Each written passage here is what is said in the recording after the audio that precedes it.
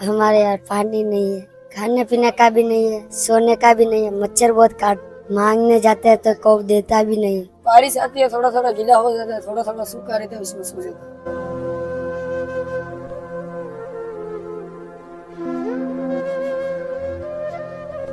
નમસ્કાર, જય શ્રી કૃષ્ણ દોસ્તો આજે અમે લોકો અહીંયા આ ખાસ કરીને મારી પાછળ તમે જોઈ શકો છો કે જ્યાં રાજસ્થાની લોકો રાજસ્થાનથી સાવરણી લાવી અહીંયા જાતે બનાવી અને વેચી અને પોતાનું ઘર ચલાવે છે.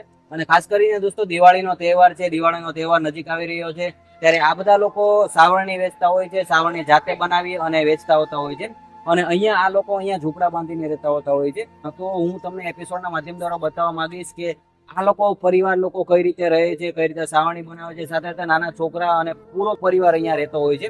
તો મારી પાછળ તમે બેકગ્રાઉન્ડમાં જોઈ શકો છો એ પ્રમાણે સાવરણી બનાવે છે અને સાથે સાથે સાવરણી બનાવી અને વેચવા જતા હોય છે.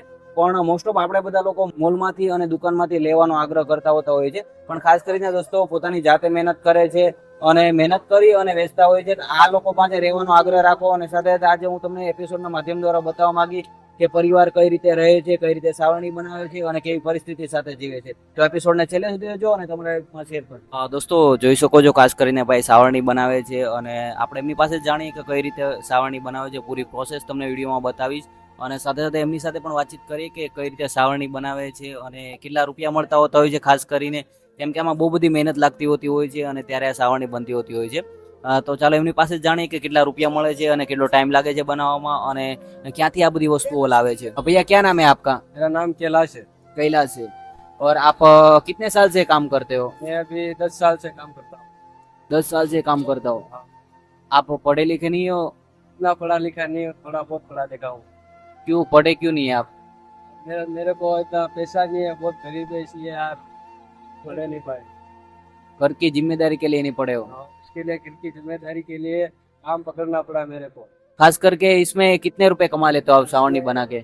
इस सावनी में 15-20 रुपए मिल जाते हैं। 15-20 रुपए. और ये बनने में कितना टाइम लगता है? लगता है ये 50-60 झाड़ू एक दिन में हो जाते हैं। मेहनत लगती होगी ना इसमें? मेहनत तो बहुत लगती है, जैसे कांटे चुभते हैं, जैसे कि बहुत हाथ पैर भी दुखते हैं और बहुत मेहनत लगती है जब जाके ये झाड़ू बनता है।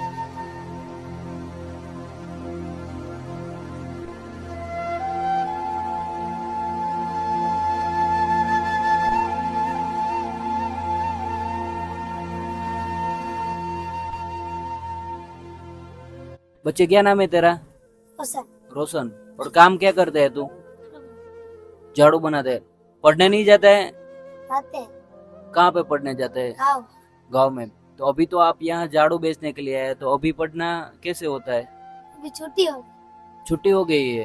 तो अभी क्या काम करता है पूरे दिन? झाड़ू बनाने। पूरे दिन झाड़ू बनाते हैं. और झाड़ू बेचने के लिए भी जाते हो आप?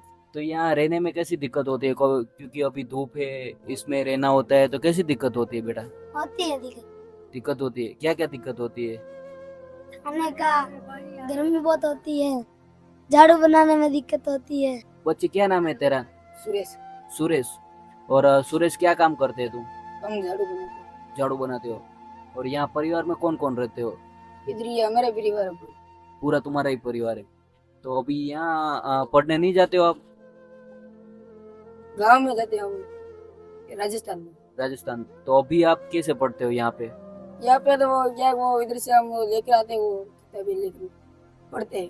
तो यहाँ रहने में क्या क्या दिक्कत पड़ती है तेरे को? यहाँ मच्छर काटते हैं, इधर खाने पीने का नहीं है, धूप बहुत पड़ता है, धूप में काम नहीं होता है।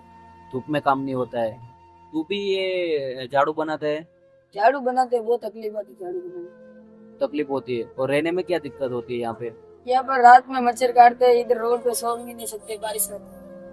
रोड पे सो नहीं सकते बारिश आती है तो. मैं अभी यहाँ थोड़े टाइम से खड़ा हूँ, इतनी धूप है, बाद में बारिश आती है तो बारिश भी आती होगी अंदर. हाँ, बारिश आती है, थोड़ा थोड़ा गीला हो जाता है, थोड़ा थोड़ा सूखा रहता है, इसमें सो जाते हैं। सूखा रहता है, इसमें भी सो जाते हो.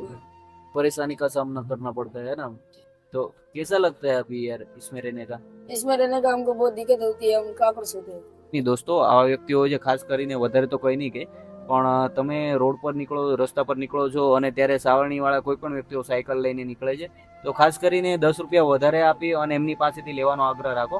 કેમ કે એમની પાસે રોજગારી માટે, ઘર ચલાવવા માટે, કમાવા માટે, રહેવા માટે એ જ વસ્તુ છે કે જેમના લીધે એમનું ઘર ચાલે છે, એ જ એમની જીવાદોરી છે. તો બસ આ વ્યક્તિઓ પાસેથી લેજો એવો આગ્રહ કરી. પછી ક્યાં નામ હે તેરા? धर्मा धर्मा. और क्या काम करता है तू? झाड़ू बनाते हैं। झाड़ू बनाता है. परिवार में कौन कौन है बेटा? हम सब रहते हैं परिवार में, सब रहते हैं. मम्मी पापा सब। मम्मी पापा क्या काम करते हैं बेटा? झाड़ू बनाते हैं। झाड़ू बनाते हैं. और आप कहाँ के रहने वाले हो? राजसमंद से। राजस्थान के. खाने पीने का भी नहीं है, सोने का भी नहीं है, मच्छर बहुत काटते हैं, बारिश बहुत होती है। बारिश में भी दिक्कत होती है. हम्म, और रहने में क्या दिक्कत होती है? रहने में यहाँ पर कमरा भी नहीं है। और क्या बोले थे? और क्या बोलेगा, क्या क्या परेशानी बता सबको. हमारे यहाँ पानी नहीं है, पानी भी नहीं होता है. और खाने पीने का भी नहीं है, मांगने जाते हैं तो कोई देता भी नहीं है। मांगने जाते हैं तो देता नहीं है, और ये बेचने जाते हैं तो कोई लेता नहीं है, ऐसा है ना. मांगने जाते हैं तो लोग क्या बोलते हैं बेटा? ऐसे बोलते यहाँ से चला जा। દોસ્તો જોઈ શકો છો, વાત બહુ મજાની છે કે જ્યારે સાવરણી વેચવા જાય છે ત્યારે કોઈ લેતું નથી, અને જ્યારે લેતા નથી તો ખાવા માટે તો એક જ ઉપાય હોય છે કે માંગવા જાય છે, અને માંગવા જાય છે તો કોઈ દેતું નથી. દોસ્તો જોઈ શકો છો, આ નાના નાના ભૂલકાઓ છે કે જે ઝૂંપડાની અંદર બેઠા છે, અને આ બધા જ ભૂલકાઓ અહીંયા રહે છે. અને ખાસ કરીને બધાની જ હાલત જોઈ શકો છો કે ગરમીમાં લોકો કેવા થઈ જતા હોતા હોય છે. ગરમી એટલી પડે છે, રહેવા માટે કંઈ નથી.